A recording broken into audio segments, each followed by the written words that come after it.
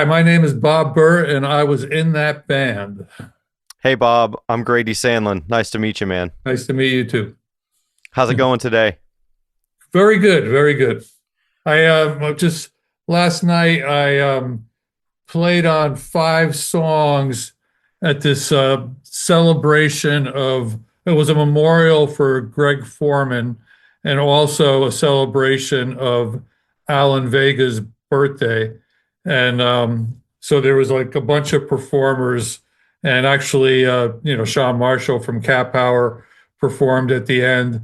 And we had Jim Thurwell and Felice Rosser and I was in the backup band for some of the performers with Jason Victor from the Skull Practitioners and the Dream Syndicate, and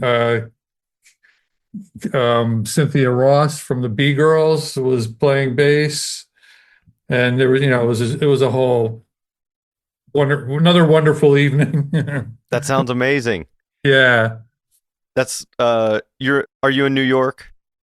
I live in Hoboken, New Jersey, right across the river from New York, but it's very easy for me to get into New York and Brooklyn. So I spend a lot of time. I've been living in Hoboken actually since 1981. So Okay. yeah. I've never been there. I hear a lot about the town, just I guess probably like Yo La Tengo. And I talked with Chris Stamey earlier this week and he had Right. some history there. Is that like I live in this town called Denton, Texas, just north of Dallas Fort Worth, that I don't know, seems like kind of a creative hub because it's a somewhat cheap place to live, Uh-huh. or relatively, I guess I should say. I've heard of Denton. Wasn't there some famous musicians came out of Denton? No? Yeah. Johnny Winter? No, who's The big one would be like Brave Combo, Okay. the kind of the polka art rock band. Right. And then because there's a music school here, a bunch of a bunch of people like had a swim through here for Oh, cool. a short period of time. um but it's a really great place to be an artist, and I guess I'm wondering if Hoboken is kind of that. It was because Hoboken, for the longest time, had a club called Maxwell's, which is legendary. And there's actually a documentary coming out soon about it. And I lived a block and a half away since I moved here. And so, I mean, every band in the world has played there from, Oasis or Nirvana, Beck. Everyone has played Maxwell's, and it was a small venue, like capacity 200 people. And I spent half my life there, and then Yeah. they closed about 10 years ago or something like that. But, and I also played there with 85% of all the bands I've been in, played Yeah. there with Sonic Youth a handful of times and Pussy Galore played Yeah. there. Yeah.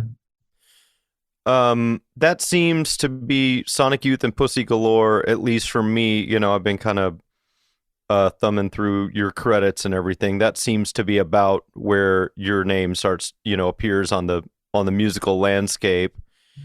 Yeah. I mean, that was the 80s. First half of the 80s, I was in Sonic Youth, and the second half, I was in Pussy Galore. And so, yeah. And, and I just, kept on playing. I've been in a million other bands also. Yeah.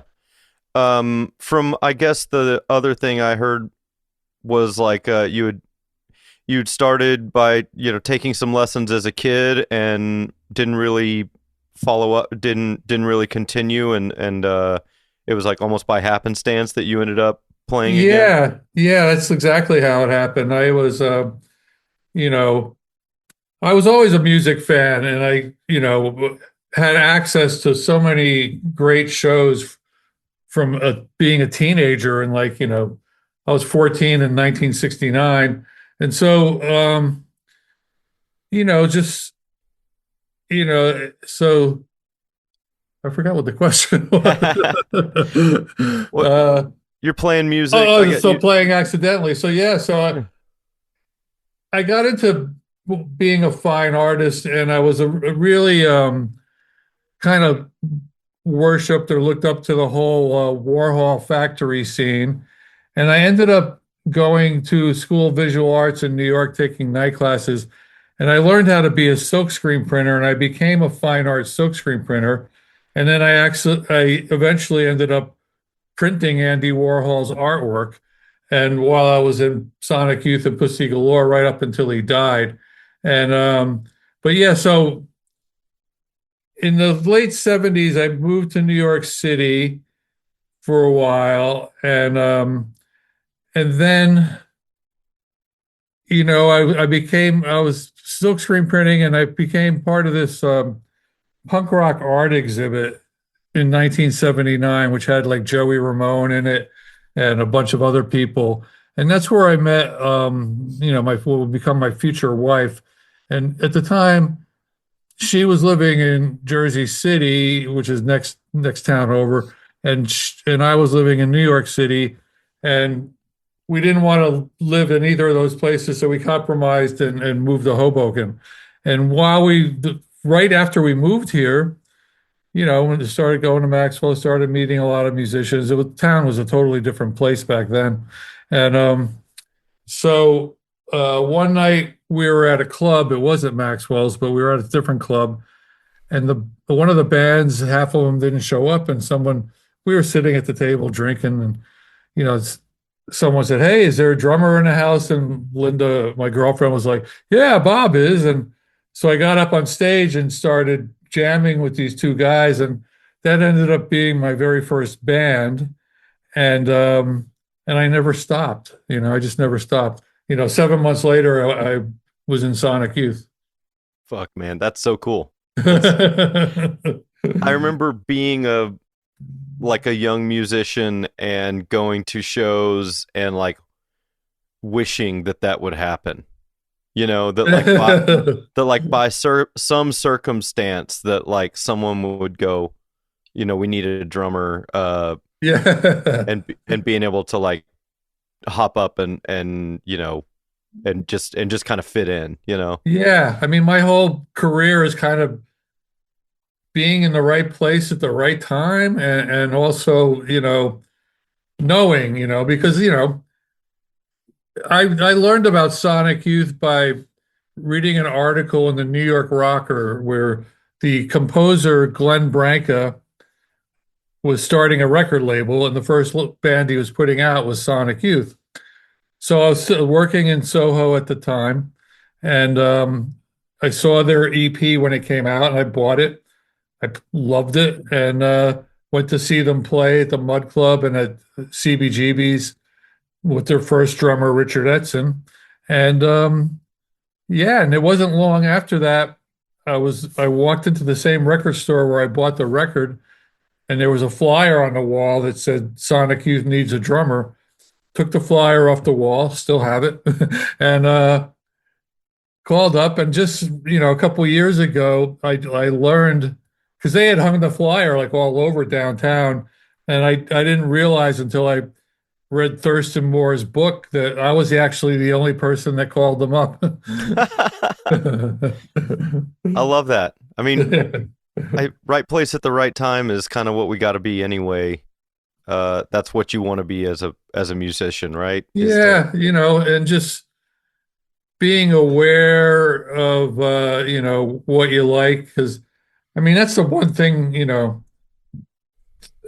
one advantage about being a drummer is that you can like a bunch of bands, and eventually they're going to need a drummer. Yeah.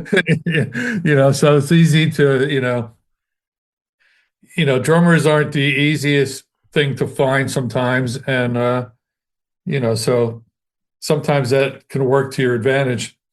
It does. I mean, and especially I know from people I play with, I feel like bass players the same way. Yeah. And you find a good one, you're like, hey man, stick with me, please. Yeah, exactly. Don't go away.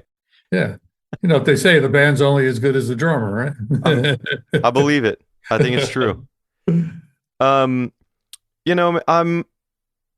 I'm not like the closest follower of Sonic Youth. I keep up with them a little bit, and I like their records. I'm certainly aware of what uh Thurston's doing, and right now it seems to have really. I feel like they've entered into this. It is art rock. It's got a very like elevated sense of purpose or something. Was that evident at the beginning? Yeah, I mean, I totally, even when we were playing to five people, I knew what we were doing was unique. Now, would I imagine that 40 years later we'd still be talking about this band? Or, I've, been in a lot of bands, I play on a lot of albums, and yet the very first full album that I play on was Bad Moon Rising. And, never went out of print. It's been on a million, it actually was on a major label for a while. And, and to this day, people come up to me and say how that record affected them or where they were when they first heard it or whatever. And a lot of people say it's their favorite Sonic Youth record, which it definitely stands out as being different from because Sonic Youth, their major shifts in sound were from their different drummers. And I'm not saying they stayed exactly the same once Steve joined, but the way I played drums was completely different than the way he does. And Richard Edson he had that like funky downtown feel, and and even Jim Sclavunos, who wasn't in them very long, had a different approach. So, and so yeah, so a lot of people look back to the early days, and then there's other people that don't even realize the early days exist. But Sure. So I mean, it's great that they kept it going as long as they did. Is that sort of what you meant? Was like maybe you felt like it'd be like any other band, and it well, would work yeah. for a little while, and then everyone would kind of move Well, on to not something only that, else. but just the time of the music. I mean, we were a noisy downtown, art band, and we went to Europe a bunch of times, and the crowds were slowly growing, and but I would have never imagined that a few years later there would be like 120 minutes on MTV and this whole alternative music world. And as they progressed, I mean, they like kind of like were surfing the line between like one night they're on The Simpsons or the Gilmore Girls, and the next night they're like making feedback in a Lower East Side basement, and one day they're hanging out with Mark Jacobs, and the next day they're hanging out with whatever the Swans. Yeah, So and I never envisioned that happening, and it was it wasn't like they took off right after I left. When I joined Pussy Galore, we were all like right from the start, we were almost at the same level that Sonic Youth was at that point. But once they, the whole, you know, alternative music major label rock videos thing happened, yeah. of course, and they became world renowned. And did you did you leave specifically to join Pussy Galore? No, I No. left in well, first I joined, and then there was a period, I went on their first tours. There was a period when they fired me and replaced me with Jim Sclavunos. And then he only lasted a couple months, but he ended up playing on most of Confusion is Sex. I play on two songs. Um, but then, and I was with them when they were composing the songs for that record. I had a totally different approach than he did. But then I ended up coming back, and my drumming had improved a lot in the few months that he was in the band. I was practicing with other people, and I got a lot better. And then I ended up going back and sticking around with him. I quit the band because mostly because we were going to like Europe for like 6 weeks at a time, coming back broke to a pile of bills. Um, they had just hooked up with this guy Paul Smith of Blast First Records, and he was just kind of like, okay, we're going to do this, we're going to do that. And I just envisioned my whole life being taken up, and, and I was a newlywed at the time, and I was, trying to survive. And it was not a animosity situation at all. I was still friends with them, obviously. I was still going to see them. And then I ended up rejoining them. And I played 90 shows with them all together, went to Europe with them 3 times on their first tours, and made, Bad Moon Rising, the Kill Your Idols EP, the Flower 12-inch. And then and then I, there was like a year in between, and I was trying to, I was just puttering around. And then one night I went to this club, the Cat Club, in 1986. And the show was the German band Einstürmste Neubauten, who I love. And so I was standing there and I was talking to Kim and Thurston, and I just said, hey, I'm kind of getting itchy to play again. Do you know anyone? And they said, well, this band just moved to New York City from Washington, D.C., called Pussy Galore, and they're standing like right over there. So, I went over and introduced myself to them. They were like, I was already 30 years old. They were like, John Spencer was maybe 20, 21, because his girlfriend at the time, Christina, was 19, and Julie was like 20. And, they were here in this club, and they just came to New York, and they were wearing like brand new leather jackets, and their hair was dyed black. Hell And yeah. so I introduced myself to them. And then about a week later, a couple weeks later, maybe, I was hanging out in front of CBGB's, and John Spencer came over and handed me the EP that they just put out themselves called Groovy Hate Fuck. And I said, hey, do you need a drummer?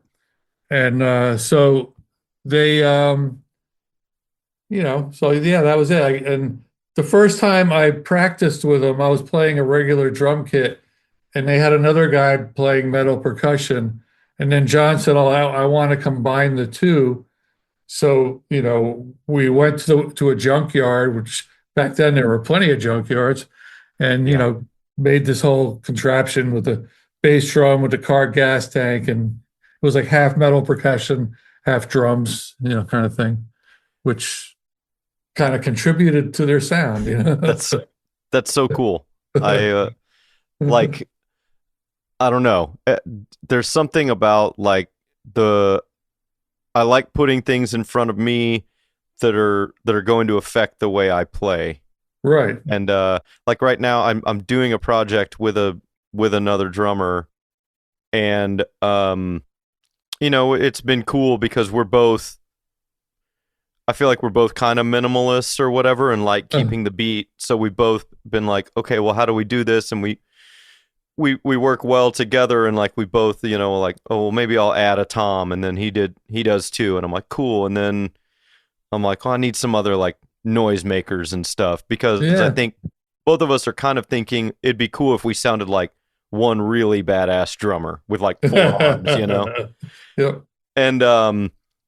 And so anyway, and I think at some point when I was young, when I was playing with if I was doing a couple different bands, I would want to change up my setup for each band, and that might kind Uh-huh. of inform the way I played. And the more, I think at some point I went, well, I'm going to play the way I play, and this is my Yeah. Yeah. rig, and I couldn't, I didn't have the space or the time or the energy to keep, you know, Yeah. You guys just got to develop your own style, and and run with it. But yeah, that was so yeah, that was quite a long run, and we did a lot of touring.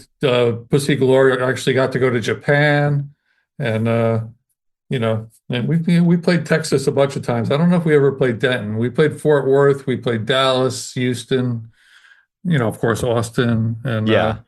you know, Yeah, I Texas. mean, we've Texas is a been crazy place, man.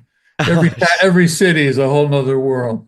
you're telling me, especially, yeah, but in comparison to the Northeast is just, Yeah, crazy. We just didn't cut it up like that. yeah, Um, but I mean, I just went out to far west Texas a couple years ago for the first time, and in Marfa. Have you heard of Marfa?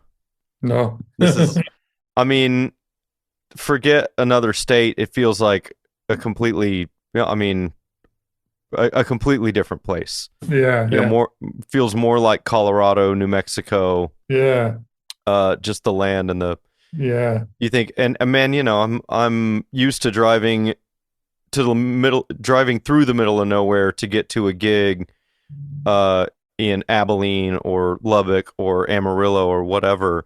But I mean, you drive to Marfa and you are driving to the middle of nowhere, and it's yeah, so spread out, yeah, so and really cool, yeah, yeah. I played Pussy Galore. I played in El Paso once. That place was weird too. Uh, yes, yeah. This is. I haven't spent much time in El Paso. There's one in East Texas. If you're coming across Highway 10, like from Louisiana into Texas, you'll see this sign that'll be like, Beaumont, 40 miles. That's where Johnny Winter's Yeah, from. that's what I went Yeah, for. but and then it says so you're on Highway 10, which is like the southmost interstate. Beaumont, 50 miles or whatever, and then El Paso, and it's like 1,350 miles or something. Yeah, Someone yeah. is like having fun with the idea of like, if you're going to El Paso, it's over 1,000 miles away or whatever I don't I remember how just many miles. remember there was a lot of like sailors at the show, and there was a lot of I mean, this is the '80s; it's probably different now, but it was like there was like I just remember there being like garbage everywhere, like wrappers flying all over the place and stuff like that. Hey, they gave us Mars Volta and at the drive-in, right? Yeah, yeah. I mean, dude, that music could only come from that place. Uh, I caught on to John Spencer via Blues Explosion. I'm born in 1980, so like my exposure to, I mean, my exposure to Sonic Youth was in the early 90s when they kind of had a Right. hit, Yeah, sure. Yeah. and had to work backwards from there. And Yeah. Blues Explosion was definitely somebody had to tell me about it. I still don't know if I ever saw a music video, or Yeah, that yeah. stuff is just, I mean, John's from another planet, and I love his music, and I've worked my way, like with everything. If I find something I like, I tend to Yeah. move around.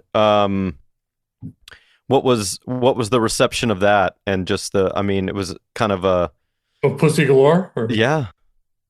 Um, the reception was pretty good, because again, we were so unique, and it definitely wasn't for everybody. I mean, we got like three guitars and a metal drum kit. So it's like very no bass, very loud, very you know, some might say offensive, maybe here and there. But we were, unlike the myth of like, oh, they're just like this noisy, trashy band. We were so well rehearsed. We were extremely tight. At a certain point, we were just, 30 songs, one into the next. Like, if you listen to like live tapes from like Europe or whatever, it's just, it's just. I listen to them now. I'm like, man, how did I ever do that? I I love doing that. I Yeah. love So it's kind listening of, to recordings of myself as a younger musician and go, God, yeah, is that yeah. even me?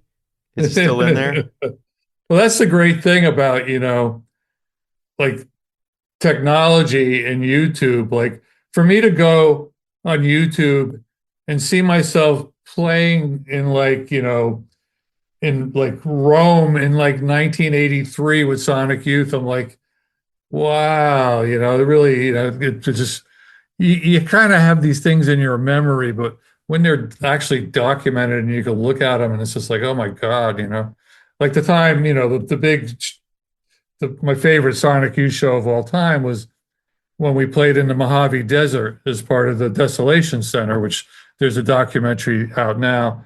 And, here we are, 1985, January of 1985, playing in the middle of the Mojave Desert under a full moon with the Meat Puppets and Red Cross.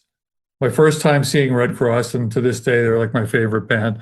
And, and there was like 350 people that were brought out there on buses. They were all tripping on acid. It was just like an experience I'll never forget. And it was filmed so I could like watch it, Man, that's badass. Yeah. I'm yeah, you mentioned like Pussy Galore kind of warns you a little bit with the name that you said offensive or whatever, but I mean there's something in that name that says like abrasive, right? Right. It's a Oh, little yeah. The whole thing coded. was like, oh, we were named after the character in Goldfinger, the Yeah. Bond movie. But yeah, I mean, I didn't think of that when I heard the name. I'm like, oh, Pussy Galore. Cool. Yeah. uh and yeah, so what's are you like leading up to these things, are you into music that has this abrasive style or something that are you Well, immediately drawn to that? not necessarily. I like all kinds of music, but the thing is like, when I started going to shows and like, I started going to CBGBs in 1975. And so I saw all the beginnings of all those bands, the Ramones and everybody, the Cramps. And the thought of being a drummer back then never entered my mind because all the drummers I was seeing were just incredible. You had Clem Burke and Blondie and Yeah. Jerry Nolan with the New York Dolls and the Heartbreakers. Like these guys were amazing players, and they all were. J.D. Daugherty, Patti Smith group. And so it wasn't until I came in contact with the no wave movement, which there was a compilation album put together by Brian Eno, came out in 1978. It's called No New York, and it had four bands on it. It was the Contortions, Teenage Jesus and the Jerks with Lydia Lunch, Mars, and DNA. And it was just total like not so much abrasive, but dissonant, and it was like almost like anti-music. And it was at that point that I realized that you didn't have to be, Ginger Baker or Keith Moon. You could have a good concept and just be simple. And so that's what kind of like made me think that like, hey, I could do this. And that's the same scene that Sonic Youth came out of, Yeah. so it's kind of like we had a lot of that in common.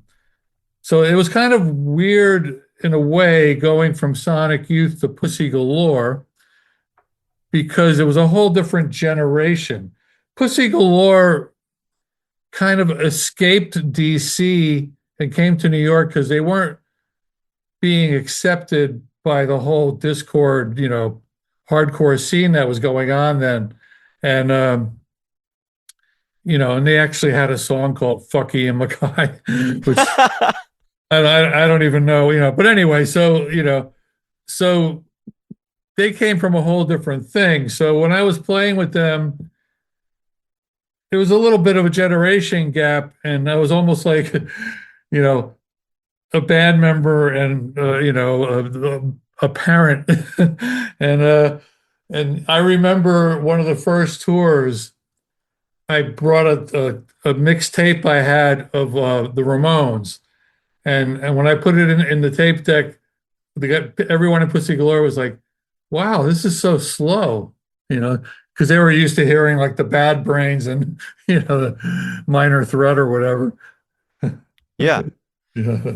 Yeah, it's fun. I mean, the things you were talking about in the mid 70s that that really became the punk movement. I mean, not all of it is, so fast, so abrasive. I guess it's Oh more about no. approach than sound and Yeah, yeah. I mean, that's why when they label bands like, television, or Talking Heads, like you can't call that punk. Every band was different. And that was the same with the no wave bands. Even though they were all in this one genre, no two bands sounded anything alike, and so yeah, I mean the only bands that really fit the label of punk at that point were maybe the Dead Boys and maybe the Ramones, but even the Ramones were even more of like a cartoony art concept than. oh yeah, and those songs are great. Like those songs have hooks, Oh like yeah, serious hooks, totally, and totally. you can tell they came up on pop, and Yeah, yeah, yeah. they're Joey poppy Ramone tunes. just loved the Who. He was Yeah. always hanging out in bars in East Village, and he was always like playing the Who on the Yeah. jukebox. So yeah, and then like does your were you a visual artist aside from being a printmaker? Yes, Yeah. yes. I was painting, and I still do once in a while. I actually, made the record cover of my new album, and you know, but Yeah. I never, I always enjoyed it, and I have sold some things, and I've had been in some shows, but I don't think, I got some good ideas, but I just never thought of myself as a really good artist. Well, I don't think of myself as a really good drummer either. And here we are. Here we are. Yeah. Well, and so is there I wonder if there's something in just in your artistic visual arts brain that was like, well, it is more about not so much what you're doing but how you're doing it. Yeah, I mean that had probably had something to do with it, because when I got started, I was, like I said, like once I left my home at 18, I didn't play the drums at all. So it was kind of like, so when I first started playing in bands, I was still really primitive. I wasn't like a lot of these guys, like, Steve Shelley or any number of people that were like playing the drums since they were six, and that's all they do. They, studied it and and constantly played. I could easily go a month without playing the drums. Right. Yeah. I mean, I did play all through you know, high school and stuff like that. I just had bands and we just started booking Yeah. gigs and playing. But I came up here to Denton. I'm from Dallas, but I came up here to Denton to go to school, and there's a music school here. And I kind of was like, well, I've been gigging for 3 years now. I practice pretty regularly on my own. I have weekly band practice. We have gigs. Are you self-taught? Yeah, for the Yeah. most part. Yeah. I had a guy who would come by and Yeah. show me some things here or there, but not a very good. I was never very good at practicing the things I needed to, Right. you know. So yeah, and getting into and I'd started in school band, but that didn't. My family moved, and it just didn't. Just did not stick with it. Right. And so getting here to a town where there's a music school, I just kind of thought I would fit in, or that I would be accepted, and to go and see the people who had been practicing for hours every day and had could read music well, and Yeah. I Yeah. very quickly realized I was out of my depth, Yeah. and just kept with the band thing, and Yeah. that's where I'm at now. I kind of related to your thing about around the time my wife and I got married, and we have a couple of children now, but I got off of I was like, I don't want to ride around in a van to sleep in a hotel room with Yeah. with my buddies. I did that for over 40 years. Yeah.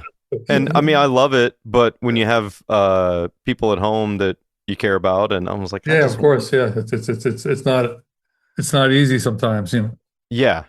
No, I mean, and hard on them. They didn't they didn't ask for Yeah, this. yeah, exactly. You know. So, I made a similar decision of like, well, hang out around here. Yeah. Do you think there was a I mean, you said that you didn't think we'd be talking about Sonic Youth now. Did you think Pussy Galore was going to have the success that they did out of the box? No, I mean, people ask me these questions like that, and it's just like, if I was really out to be successful, I wouldn't have joined bands like Sonic Youth and Pussy Galore. I do it for the love of the music, and I've always been more attracted to the counterculture underground world, and I'm very happy with that status. You know, look at some of the people that are like you consider really successful, and I mean, there's people, there are great people that are at it, but then there's some people like, I don't want to mention names like Billy Corgan or Courtney Love. Yeah. The people, it's just like, the bottom line is being a good person and being happy and enjoying what you're doing. And, I'm very grateful that I got to do all the things and travel, especially, like I said, I had to take care of my wife for many years. I couldn't do anything, and I was a caregiver to my wife. And when she passed away in 2012, right after that, I got the call from Lydia Lunch, and I hooked up with her band Retrovirus, doing a retrospect of her musical career. Now I've been a big fan and a close friend of Lydia since I met her at the very first show I played with Sonic Youth in 1982, and so all of a sudden, after being so restricted for so long, I'm in my 60s and I'm touring the world with Lydia and going to places that I never went before. We played in Moscow, we played in Brazil, we played in Colombia, you know, all over the place, and having the best time ever is the most fun I've ever had playing with anyone. And then towards the end of that, all of a sudden, John Spencer comes back and he's asking me to go on tour with him with his solo career. He wanted to add metal percussion. So I ended up going with him. And he lives on the road, that guy. He's like never, he's just like, he's booking 3 tours while you're on one, and, Yeah. I ended up just in a matter of a few years, and that's even with the break with the pandemic, I ended up doing 221 shows with him all over the world. I have to give John Spencer the credit of he's the only one that got me to Japan. I went to Japan twice, and it was both times with him. Once with Pussy Galore and then with the Hitmakers. And so here I was like from 2012 until like 2023, you know, touring the world in my 60s, Yeah. and enjoying it more than ever because I didn't have the responsibility of a wife and kids at home. I was, single again. And so, okay. So meanwhile, you know, in 2014, I meet my girlfriend, and then she moved in with me, and she was living with me for the past 10 years. And then all of a sudden her health started to decline. So now I'm a caregiver again for the last 3 years. Like John Spencer and Lydia Lunch ended right at the perfect time. They both ended around the same time. And it was perfect because now all of a sudden I had this new responsibility. And so I had to take care of her. And now she is in a nursing home with full blown dementia at the age of 56. Mm. And so, So now I'm on my own again. And meanwhile, in a way, I was kind of lucky because, you know, now someone else is taking care of her. And now I'm free, which is lucky because I had no idea when I made this solo record that people were going to dig it so much and that I'd be doing Zoom interviews like every day and playing, I just had a giant record release bash. I got some of my old bands back together. It was a huge success, but I'm like so busy now and it's good because, Yeah. Beats sitting around, man. yeah, yeah, and I'm very fortunate. I have a rehearsal space and recording studio right here in Hoboken that I share with my longtime friend Mark C., who was in the band Live Skull, who used to play with Sonic Youth back in the early '80s, and so yeah, I live in this town. It's a square mile, and still rocking. It's 71. I love it, dude. I love it. I I think you hit on something um because I have this, my personal ethos is like I want to play music I like with people I like, and Yeah, yeah, I don't care about the money. I feel like yeah, if it's good, if there's an audience for it, the money will come. But if I've passed on things that where the money would have been great, but I would not have been happy right. playing, whether it was I didn't have the best feel about the people or I didn't love the music. And I think I could probably learn to love any kind of music, but if I just I just want to be inspired Yeah. and again work with people I like, and It's like so that Tough Darts song where he goes, I don't do it for the money, I ain't seen none. I don't do it for the women, I just need one. It's all for the amen. love of rock and roll. Yeah, And dude. and when people, I often, when people I do interviews all the time, and when people ask me something like, what advice do you give to the young musicians starting out? And I'm just like, What a terrible question. yeah, it's like, find something you dig and just do it and be happy and enjoy it. And if it works, try to, take the things the music you like and combine a couple different styles. I mean, Sonic Youth Yeah. was basically taking what they learned from the guitar tunings of Glenn Branca and putting it into a rock and roll format. Pussy Galore was like combining industrial Einstürzende Neubauten and Swans with 60s garage rock compilations. Yeah. And both bands, by taking these two major elements, created something all of their own.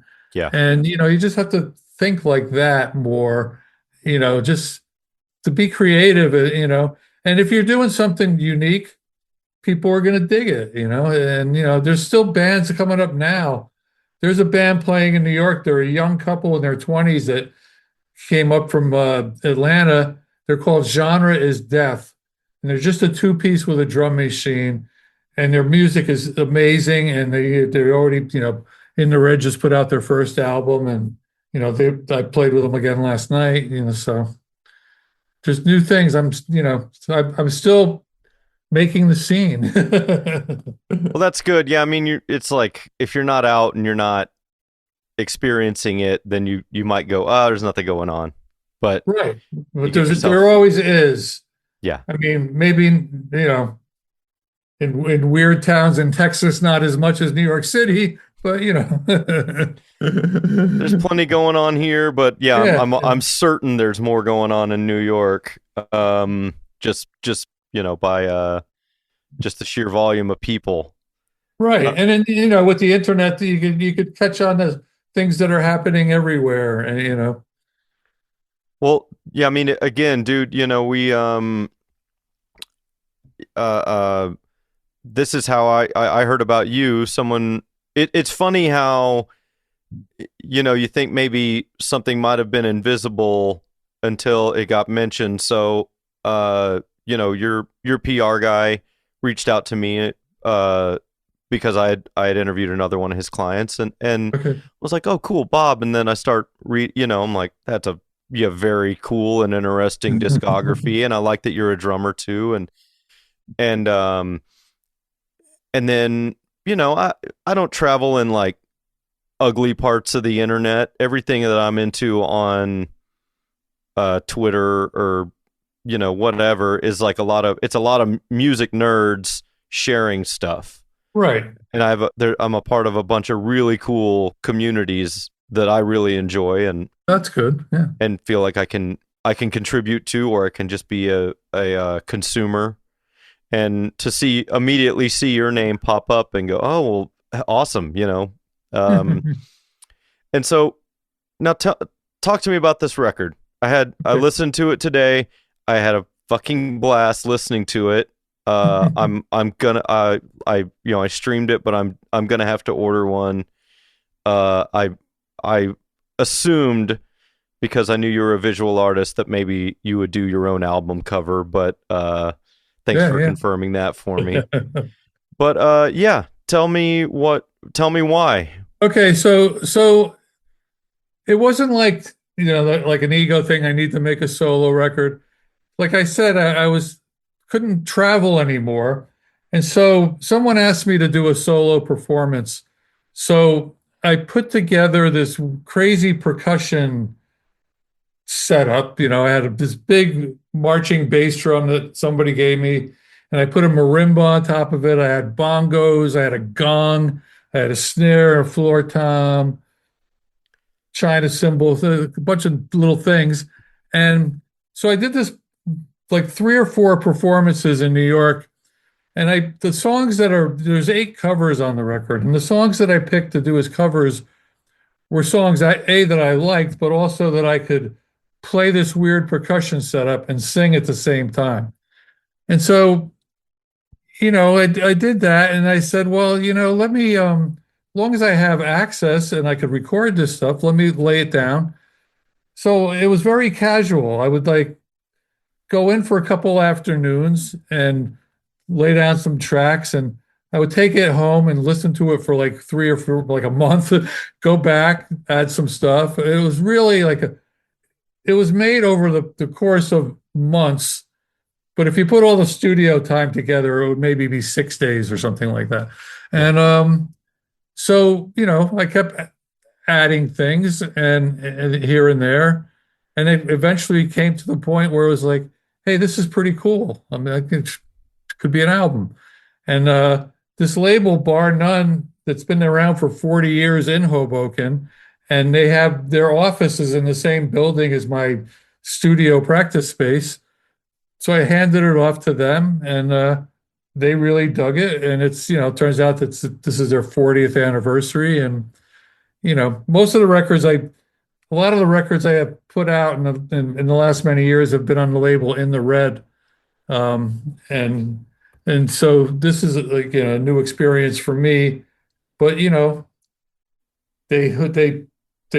put it out, and people are digging it, and there's no guitars, no bass on it. It's a lot of fun. I did a cover of the Richard Hell song "Love Comes in Spurts," and I sent it to him. He really dug it, and he appears in the video. Awesome. And so that was really cool. And like Howard is just like, I've never done so many interviews in my life. Every day I have another one. As soon as I'm done with you, I got to talk to somebody. And He's calling me so right now. I'm not shitting you. so Uh, so yeah, so it happened, and then so the record release was June 12th, and it was the day after my birthday. A few months earlier, I went to the Bowery Palace, which used to be the Bowery Electric, this cool club in New York. And I went to the memorial tribute to Clem Burke, which was a great all-star event. And while I was there, my friends Jason Victor and Kenneth Levine from the Skull Practitioners said, hey, we should do this for you. And I was like, well, I do have a record release coming up. And then it just ballooned. Like I got Kid Congo out here. I had a band a few years back called the Wolf Manhattan Project, which was me, Kid Congo, and Mick Collins. And we made 2 albums for In the Red. But then, things happened. Kid moved away to Tucson. And so we played about 12 times in 10 years. But, but it was the greatest band because the chemistry between the three of us is just awesome. And so I got them to play. I got the Chrome Cranks back together to play. The Knoxville Girls was a band I had with Kid Congo and Jerry Teal, Jack Martin, and Barry London. We hadn't played in 27 years. And we were together after the Chrome Cranks in the end of the 90s. And we made two albums for In the Red, and we went on tour. We opened for the White Stripes a bunch of times. And Davey Allen and the Arrows, who did all the motorcycle soundtracks from the 60s. And, so it was like amazing night. Like it was just like beyond sold out. People were begging to get in. And I had like six acts. I had Genre is Death doing all old Pussy Galore and Sonic Youth songs. And then Ron Ward from Speedball Baby with Norman Westberg from the Swans and Grasshopper from Mercury Rev. They were doing Bewitched songs, which was my band for a while. And Yeah. then and Skull Practitioners did early Sonic Youth and Pussy Galore. And then Genre is Death went up on stage with them to do Death Valley 69. And it was just like, then the Knoxville Girls and then the Chrome Cranks and then the Wolf Manhattan Project. It was a Monday night and it was magical. And then like they brought out a birthday cake. The whole club is singing happy birthday to me. I'm still like, the whole town's still talking about this night and Yeah. I'm still high from it. That's amazing. Dude, that's beautiful. Yeah. What's and did you some people perform any music from this record? No, No. I went up on stage and sung "Fuck You, Man" with the Skull Practitioners, which is on the record. It's a Pussy Galore cover. So yeah, dude, yeah, it's a really fun sounding record. It's got this experimental quality, experimental and fun. Yeah. Not like I feel like sometimes experimental can be like stuffy or Yeah, it's not like, experimental, like, like ambient or anything like that. Yeah, I mean, I've gotten a lot of different, people talking about it, but, like when Howard, like, when he started setting up these interviews, I said to him, I said, "Hey, did you listen to the record?" And he's like, "Yeah, it's fun." And another friend of mine is like, "Hey, did you listen to the record?" He's like, "Yeah, it's fun." And I'm like, "All right, well, if you're going to give it a one-word review, I'll take it." yeah, right. It could be a lot worse. Yeah. It could be boring. Yeah. There's some stuff on there as a drummer that I really like because in like an experimental or a jam thing, it would be like I've done things with like it'd be like me and two other guys, and they might be have synthesizers or guitars or something, and it's like they can do stuff that is not expected to be rhythmic, Right. and that no matter what they're doing, there's no implied rhythm to it, and so. But then once I'd start playing something, I want to be textural too, but there's a bit of a limitation that every time you hit something. Well, sometimes you have to give the groove to make the noise sound good.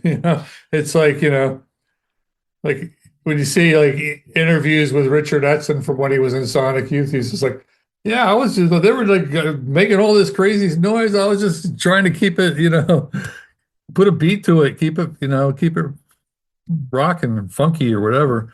Yeah. But so there's definitely times where I've wanted to be like, well, you guys are kind of sculpting. I want to sculpt too. And so there's stuff on here that I like because it's drums without presupposing that it's got to be this beat and that everything's got to take like a free jazz approach too, Yeah. That's I guess what I'm saying. Or I'd be like, hey, allow me to play a beat, but don't see if you can not react to it. Right. Just try. Don't try to groove with me. Just let that be a Yeah. track and try to play something, unrelated or something. But that's a hard thing to tell someone.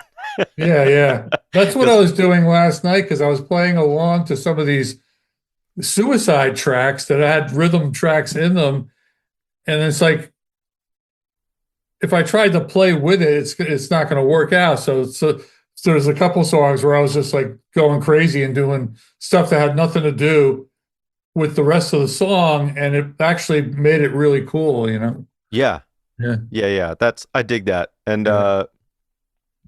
I'm like I said, I'm gonna have to like get order one of these records or something because it's just a cool listening experience. I like.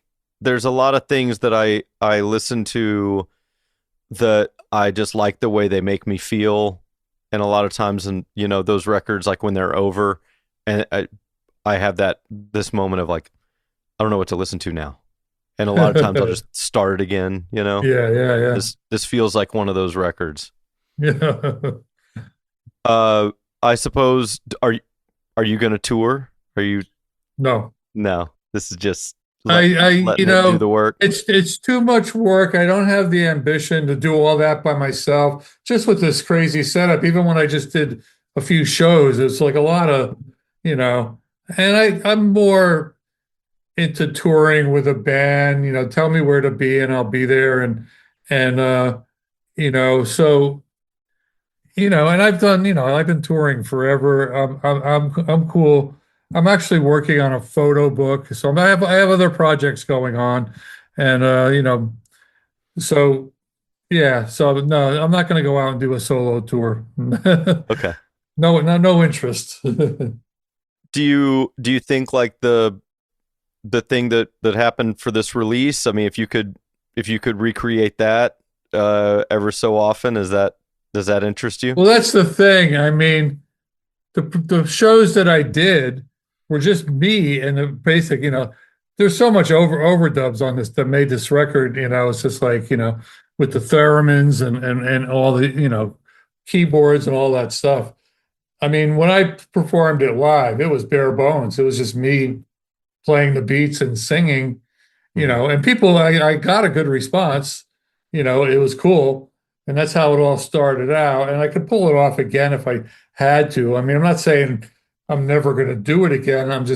But like, what am I going to pack it all in my car and go on the road by myself? No, thanks. You hire a couple people, man, get Yeah, I know. a No, I got you, man. Yeah, It's cool. I like it as a piece and as a yeah. as a statement and congrats, man. You made Thank a you. record. You made a solo Yeah, record. I did it, man.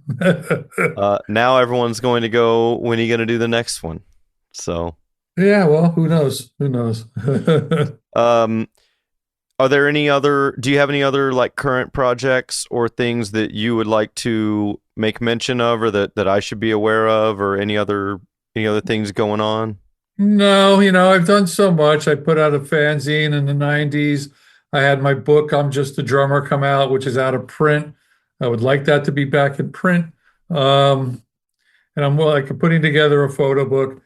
I've been picking up like gigs here. Like I fill in for people. I played a show with Live Skull because their drummer needed an operation. I've played a show with them. Next month, I'm sitting in the Bowery Palace where I do a lot of these tribute shows and stuff where my big bash was. They do a thing every year for Johnny Thunder's birthday. So I'm playing 4 or 5 Johnny Thunder songs with Diane Gentile. And I'm always getting offers to do things and whatever. I'm cool with just relaxing and hanging out. Yeah. Cool, Yeah. man. Well, Yeah. you deserved it, man. Thank you. It's really, really great to talk to you. I really have enjoyed just getting to chat with you a little bit. And Thank you. again, I love this record. I'm a believer. I will encourage everyone who is listening now or who asked me about it to check it out because it's really cool. Oh, great. Um, awesome, man. Well, thanks again for your time, Bob, and Thank you. I Thank you very much. hope to talk to you again sometime down the road. Excellent. Cool, Take man. care, man. Yeah, you too. Bye-bye. Thank you.